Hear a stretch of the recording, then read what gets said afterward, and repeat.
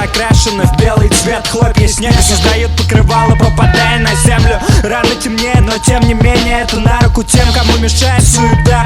Ведь тишина в этих местах бывает только когда свет уступает свои позиции, открывая дорогу сумеркам. Зима прячет все и всех в заснеженной мгле. Надежда на новый день осталась лишь в освещении фонарей, света из окон квартир, где допоздна никто не спит, а снег стал сыпать еще сильнее, усыпляя мои стремления. Огонь в глазах заливает лень, он затухает, но все еще тлеет. Раньше не верил, что время с годами летит быстрее, теперь уверен и так со всем, что меня окружило. Я заварил эту кашу и вылил тебе за шиворот.